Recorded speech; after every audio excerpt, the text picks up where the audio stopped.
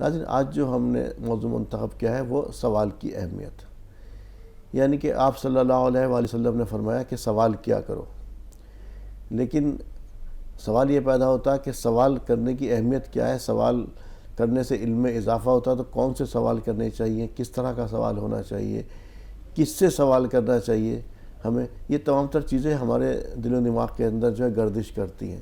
کچھ سوالات ایسے ہوتے ہیں کہ کچھ ہم عقیدے کے تعلق سے ہی کر بیٹھتے ہیں، تو اسی سب پر بات کرتے ہیں مولانا صاحب سے۔ جی مولانا صاحب، سب سے پہلے سوال کی اہمیت ہے کیا؟ السلام علیکم ورحمۃ اللہ وبرکاتہ۔ بسم اللہ الرحمن الرحیم، الحمدللہ رب العالمین، والصلاة والسلام علی سیدنا و مولانا محمد وعلی آلہ و اصحابہ اجمعین، اما بعد۔ پہلے تو میں یہ بتا دوں کہ سوال کے دو معنی آتے ہیں۔ جی، سوال کے معنی بھیک مانگنا بھی ہے۔ جی جی، آج کا موضوع ہمارا یہ نہیں، یہ نہیں جی، اس لیے کہ سوال جو ہے وہ بھی ہے، وہ بھی سوال ہے، مانگنا سوال ہے اور پوچھنا سوال ہے۔ آج کا موضوع ہمارا پوچھنے سے مراد ہے، نہ کہ سائل والے سوال سے۔ جی، تو اس لیے آدمی جب سوال کرتا ہے تو اس سے پہلے اس کے دل کے اندر ایک طلب پیدا ہوتی ہے علم کی۔ علم کی سب سے قابل قدر جو حصہ ہے وہ یہ ہے، سوال کرنا، پوچھنا کسی سے، یہ اس بات کی علامت ہے کہ اس آدمی کے دل میں علم کی طلب پیدا ہوئی ہے، سیکھنے کی، جاننے کی طلب پیدا ہوئی ہے۔ یہ سب سے زیادہ قابل قدر چیز ہے، اور اسی کو حضور اکرم صلی اللہ علیہ وسلم نے فرمایا ہے کہ جو آدمی علم کی تلاش میں نکلتا ہے، فرشتے اس کے پیروں کے نیچے پر بچھاتے ہیں۔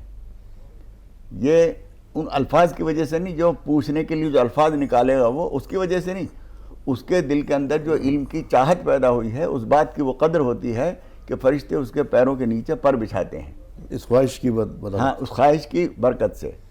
اور یہ بھی آپ سمجھ لیجئے کہ حضور اکرم صلی اللہ علیہ وسلم نے ایک بات فرمائی تھی کہ صحابہ کرام سے بتایا تھا کہ میرے بعد تمہارے پاس لوگ علم حاصل کرنے دنیا کے مختلف حصوں سے آئیں گے۔ جی، فَإِذَا أَتَوْكُمْ فَاسْتَوْصُوا بِهِمْ خَيْرًا، جب وہ تمہارے پاس آئیں تو میری طرف سے ان کے لیے اچھی نصیحت حاصل کرو، یعنی میری ایک وصیت ہے کہ ان کی قدر کیا کرنا۔ چنانچہ جب بعد میں وہ آتے تھے تو صحابہ کرام کہا کرتے تھے ان سے کہ آؤ تم اللہ کے رسول کی وصیت ہو، ان کی نصیحت ہو، انہوں نے پیش کی تمہارے بارے میں، ہمیں ہدایت کر رکھی ہے۔ تو سوال کرنا اس بات کی علامت ہے کہ آپ کے دل کے اندر ایک طلب پیدا ہوئی ہے، جی، اور یہ بہت بڑی بات ہے۔ اسی وجہ سے حضرت عبداللہ ابن عباس اور دوسرے صحابہ کرام یہ کہا کرتے تھے السوال نصف العلم، سوال جو ہے آدھا علم ہے۔ آدھا علم ہے، جی، آدھا علم کیا؟ پوچھا اور جواب ملا، جی، تو اس کے اندر ایک برتن نمودار ہوا ہے علم کو جمع کرنے والا، وہ اس برتن سے اس برتن میں وہ ڈالنا چاہتا ہے۔ جی، یہ سب سے زیادہ قابل قدر چیز ہے، اور جب کوئی آدمی سوال کرتا ہے تو بتانے والے کی ذمہ ضروری ہو جاتا ہے کہ جو صحیح بات ہے وہ بتائے۔ حتیٰ کہ حضور اکرم صلی اللہ علیہ وسلم یہ فرماتے ہیں جس سے کوئی بات پوچھی جائے اور وہ نہ بتائے تو الجم یوم القیامت بلجام من نار، اس نہ بتانے والے کو جہنم کی لگام لگائی جائے اس کے منہ میں کہ کیوں نہیں بتایا تم نے، جب ایک بات تمہیں پوچھی گئی تھی تو تم نے کیوں نہیں بتائی۔ یہاں ایک بات ذرا سا ملحوظ رکھنے کی چیز یہ ہوتی ہے کہ جو بات کوئی پوچھ رہا ہے کبھی کبھی وہ پوچھنے والے کے مبلغ علم سے اونچی ہوتی ہے، جی، تو اس وقت بتانے والے کو یہ وعید نہیں ہے کہ وہ جو کچھ تم سے پوچھا گیا تھا تمہیں لازماً بتانا چاہیے تھا، یہ حکم نہیں ہے اس وقت میں، بلکہ جو عالم ہے جس سے پوچھا جا رہا ہے اس کی یہ بھی ڈیوٹی ہے کہ جو پوچھ رہا ہے وہ سوال اس کے فہم کے مطابق ہے یا نہیں، جی، اس کا جو میں جواب دوں گا وہ سمجھ سکے گا یا نہیں۔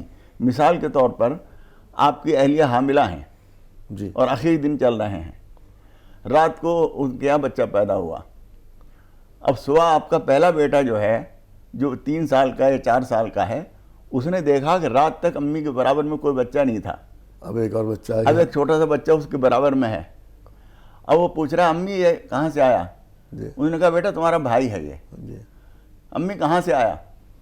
اب کہاں سے کیا جواب، اگر جو صحیح بات ہے وہ اگر بتائی جائے تو اس کی بصیرت، اس کے فہم و عقل سے بالا تر بات ہے، جی، اس وقت میں 1000 باتیں کہی جائیں گی، ڈاکٹر انکل آئے تھے وہ دے گئے ہیں، رات کو ہم ہسپتال گئے تھے وہاں سے لے کے آئے ہیں، اور یہ ہے اور وہ ہے، دنیا بھر کی باتیں کی جائیں گی، جو اصل بات ہے وہ نہیں بتائی جائے گی۔ جی، جی، صحیح بات، اس لیے کہ وہ اس کو سمجھ نہیں سکتا۔ جی، تو اس لیے پوچھنے والے کے سوال کی تو قدر ہے، جی، لیکن بتانے والوں کو یہ بھی دیکھنا پڑتا ہے کہ یہ جو میں بتا رہا ہوں اس کو بتاؤں تو یہ سمجھ سکے گا یا نہیں. جی اسی وجہ سے بعض صحابہ کرام حضرت عبداللہ ابن عباس بخاری شریف میں اس پر مستقل بحث کی گئی ہے. بہت سارے چیزیں جو پوچھا کرتے تھے وہ ان کو بتاتے نہیں تھے اس لیے کہ وہ اس کو سمجھ نہیں پائیں گے. جی تو سوال کرنا اور اس کے لیے سوال کے لیے ایک سلیقہ ضروری ہے. حضور اکرم صلی اللہ علیہ وسلم کے پاس بعض لوگ بیچارے دیہات کے جو انجان لوگ تھے وہ آیا کرتے تھے اور حضور اکرم صلی اللہ علیہ وسلم کے گھر کے پیچھے سے آواز دیا کرتے تھے, محمد بات سنو, ہمیں تم سے بات کرنی ہے, باہر آؤ. پیچھے سے بول رہے ہیں, دروازے کی طرف بھی نہیں آئے ہیں. جی تو قرآن مجید میں اس کے لیے تاکید آئی, ان الذین ینادونک من وراء الحجرات اکثرهم لا یعقلون. اے محمد صلی اللہ علیہ وسلم, یہ حجروں کے پیچھے سے جو لوگ تمہیں آواز دیا کرتے ہیں یہ بے عقل لوگ ہیں. جی اور حضور اکرم صلی اللہ علیہ وسلم کے لیے ایک ادب بتایا گیا جی کہ وَلَوْ أَنَّهُمْ صَبَرُوا حَتَّى تَخْرُجَ إِلَيْهِمْ لَكَانَ خَيْرًا لَهُمْ. اگر وہ لوگ صبر کریں اس وقت تک کہ آپ خود ہی باہر نکلیں تو ان کے لیے بہتر ہوگا. یعنی مناسب نہیں ہے کہ وہ کھٹکا کریں اور تمہیں بلائیں, آواز دینا, پیچھے سے آواز دینا, چیخنا, یہ تو بہت ہی بے ادبی ہے. جی جی لیکن دروازے پہ آ کر بھی اسی وجہ سے صحابہ کرام کہتے ہیں کہ حضور اکرم صلی اللہ علیہ وسلم کے دروازے پہ لوگ جو کھٹکا کرتے تھے تو کنڈا نہیں بجاتے تھے, ہاتھ نہیں مارتے تھے, بلکہ ناخن سے بجایا کرتے تھے. اور اس سے بھی اعلیٰ بات یہ ہے کہ وہ کیا جائے جو قرآن مجید کہہ رہا ہے, سلام کا. ہاں, کہ تم باہر رہ کے انتظار کرو جی. کہ حضور اکرم صلی اللہ علیہ وسلم خود ہی آئیں تو ان سے پوچھو, تقاضا باہر نکلنے کا نہ کرو. اور ایک بہت بڑے محدث ہیں ابو عبید قاسم بن سلام حروی, بہت اونچے محدث اور لغت عرب کے امام ہیں. وہ یہ کہتے ہیں ما دققت علی عالم احدا حتی یخرج وقت خروجہ, میں نے زندگی میں کسی عالم کے دروازے کو کھٹکا نہیں کیا جب ان کو نکلنا ہوتا تھا اپنے وقت پر. جب وہ نکلتے تھے اور جو کچھ مجھے پوچھنا ہوتا تھا میں اسی وقت پوچھا کرتا تھا. یہ بات, اور اس بات کو جو ذکر کیا ہے علامہ عبدالرؤف مناوی نے اور دوسرے لوگوں نے بہت قدر کے ساتھ ذکر کیا ہے کہ ابو عبید کا طریقہ یہ تھا, اور بہت اعلیٰ طریقہ ہے یہ جی کہ کسی عالم سے پوچھنے کے لیے دروازہ کھٹکھٹانا ٹھیک نہیں ہے. جب وہ باہر آئیں گے اپنے کسی کام سے اس وقت ان سے پوچھ لیا جائے. اچھا صاحب, یہ تو ادھر بات چل جائے گی, مگر سب سے پہلی بات تو کیا ہر سوال کرنے کا ہوتا ہے, اور ہر سوال, ابھی آپ نے کہا ہر سوال کا جواب بھی نہیں ہوتا, کیا ہر سوال جو ہے کرنے کا, جیسے کوئی بھی آدمی اگر سوال کرے گا کسی سے, عالم سے جا کر کے, تو میرا سوال جیسے یہ ہے, مان لیجیے ابھی دل میں ایک وقت پیدا ہوا کہ بھئی مجھے کس نے پیدا کیا, اللہ نے پیدا کیا, اور اس کے بعد اس کائنات کو کس نے پیدا کیا, اللہ نے پیدا کیا, اور یہ سب چیزیں اللہ کی پیدا. اگر دماغ میں اب یہ سوال آ گیا اب اللہ کو کس نے پیدا کیا, اب یہ سوال کرنے کا تو نہیں, یہ تو عقیدے سے تعلق ہو گیا. جی ہاں, یہی بات جو آپ کہہ رہے ہیں, یہی بات حدیث شریف میں بیان کی گئی ہے کہ جب یہ پوچھا جائے فلاں کو کسی نے پیدا کیا, فلاں کو کسی نے پیدا کیا, سب کہتے جاؤ اللہ نے پیدا کیا. جب یہ کہا جائے کہ اللہ کو کسی نے پیدا کیا اس وقت خاموش ہو جاؤ.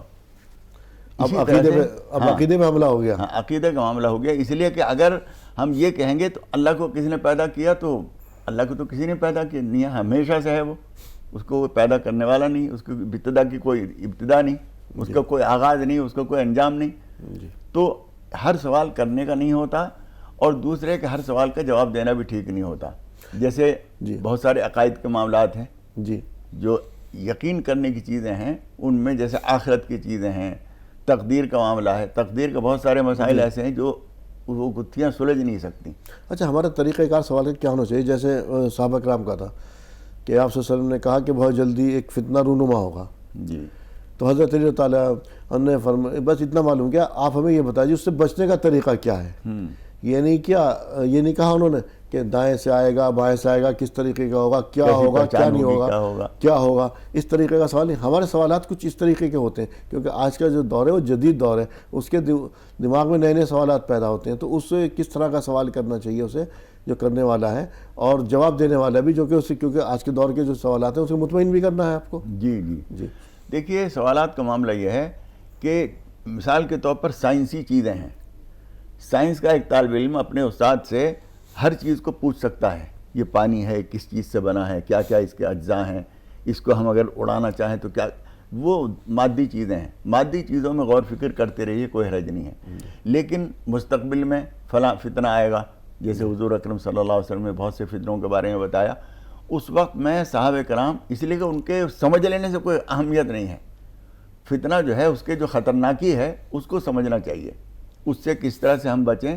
حضور اکرم صلی اللہ علیہ وسلم سے وہ پوچھا کرتے تھے، اور حضور اکرم صلی اللہ علیہ وسلم یہی بتایا کرتے تھے کہ فلاں اس فتنے سے بچنے کا طریقہ یہ ہے۔ جی بہت سارے معاملے ایسے ہیں جو صحابہ کرام، حضرت حذیفہ بن الیمان جو ہیں، جی بہت سارے آنے والے فتنوں کے بارے میں، منافقین کے بارے میں حضور نام بھی اکرم صلی اللہ علیہ بتا وسلم کو بتا دیا تھا۔ جی وہ نام ان کو بتا دیے تھے، اس کی تفصیلات نہیں بتائی تھیں۔ تفصیل جی تو ایسی باتیں، اور وہ بھی ایک مصلحت تھی، ورنہ جو باتیں خود حضور اکرم صلی اللہ علیہ وسلم سے جب حضرت جبریل علیہ السلام نے پوچھا کہ قیامت کب آئے گی، تو حضور اکرم صلی اللہ علیہ وسلم نے فرمایا مل مسئول عنہ بعالم من السائل، پوچھنے والے سے زیادہ باخبر نہیں ہے بتانے والا بھی، یعنی مجھے بھی اس کے بارے میں معلوم نہیں۔ تو پھر ہمارا تو کیا ہیں، علامتیں کیا ہیں؟ تو حضور اکرم صلی اللہ علیہ وسلم نے ان کی علامتیں بتائیں، اور کچھ علامتیں تو وہ ہیں جو قریبی تھیں، جو ہو چکی ہیں، حتیٰ کہ قرآن مجید میں تو یہاں تک فرمایا گیا ہے اقتربت الساعۃ وانشق القمر، قیامت قریب آ چکی ہے، سورج کے چاند کے 2 ٹکڑے ہو چکے ہیں، یعنی حضور کے زمانے ہی نماز، اور حضور اکرم صلی اللہ علیہ وسلم خود فرماتے ہیں بعثت انا والساعۃ کہاتین، میں اور قیامت اس طرح بھیجے گئے ہیں، بالکل ملے، اب اس زیادہ دور نہیں ہے۔ جی تو قیامت تو قریب آ چکی۔ اسی طریقے سے جو سوالات ایسے ہیں جن کے پوچھنے سے کوئی فائدہ نہیں ہے، وہ سوالات کرنا بیکار ہے۔ جی اور چند روز پہلے ہم نے ذکر کیا تھا، ایک صاحب نے ایک بڑے عالم سے پوچھا کہ کچھ فرقے یہ کہتے ہیں، کچھ یہ کہتے ہیں، ہم کدھر جائیں کدھر نہ جائیں، تو انہوں نے موٹی سی بات بتا دی کہ یہ بتاؤ کہ 5 نمازوں کے فرض ہونے میں کچھ اختلاف ہے کہ نہیں، مہینے میں، سال بھر میں 1 مہینے کے روزے فرض ہیں، اس میں کوئی اختلاف ہے کہ نہیں، زندگی میں 1 مرتبہ حج کرنا فرض ہے، اس میں کوئی اختلاف ہے کہ نہیں۔ انہوں نے کہا بس یہ بنیادی چیز جو ہیں ان پہ قائم رہو، باقی چیزوں میں الجھنے کی ضرورت نہیں۔ تو سوال کرنے والے کو یہ بھی دیکھنا چاہیے کہ اس سوال سے میرا تعلق کیا ہے، اس کے بغیر کیا کام اٹکا ہوا ہے۔ اور بھی مولانا صاحب، سوال کس سے کرنا چاہیے یہ بھی ہے نا، یہ بھی اہم چیز ہے، اس لیے کہ ہر شخص سے ہر بات کا سوال نہیں کیا جاتا۔ میرے پیٹ میں تکلیف ہے، سر میں درد ہے، یوں ہے، اب یہ سوال جو ہے کسی رکشے والے سے یا کسی دکاندار سے جا کے نہیں کریں گے، پرچون کی دکان میں جا کے اس سے بتاؤ میرے سر میں درد ہو رہا ہے، اس کے لیے مجھے کیا کرنا چاہیے، اس کو یہ پوچھا جائے گا ڈاکٹر سے۔ جس چیز کا جو آدمی جو ماہر ہے اسی سے وہ چیز پوچھی جائے۔ کپڑے کی کوئی شکایت پیدا ہوئی ہے، کوئی کپڑا سلوانا ہے، کچھ ہے، تو اس کے لیے درزی کے پاس جائیں گے، نہ یہ کہ ڈاکٹر کے پاس جائیں گے۔ تو یہ چیز بھی سمجھنا ضروری ہے۔ کبھی کبھی ہم ایسے آدمی سے وہ بات پوچھتے ہیں جو اس کا اہل نہیں ہے، اور بتانے والے کو بھی یہ سمجھنا چاہیے اس بارے میں مجھے رائے دینے کا حق ہے بھی یا نہیں۔ اچھا ایک اور اس میں ذرا سا ٹاپک بہت وسیع ہے ویسے تو، یہ ایک اور اگر میں نے کسی ایسے سوال کر لیا سمجھ کر کے، وہ عالم ہے یا وہ ہے، اب وہ یہ سوچ کر کے کہ میں اگر میں جواب نہیں دے پایا تو میری بے عزتی، وہ کچھ نہ کچھ جواب دے دیتا، اس پہ کیا لازم یہ ہے؟ بہت بڑی غلط بات ہے، اس لیے کہ کئی صحابہ کرام سے یہ مقولہ نقل کیا گیا ہے لا ادری نصف العلم، اور امام بخاری نے اس پر عنوان قائم کیا ہے کہ میں نہیں جانتا یہ بھی آدھا علم ہے، یعنی میں نہیں جانتا، اپنی بے خبری سے بھی واقف ہونا چاہیے آدمی کو۔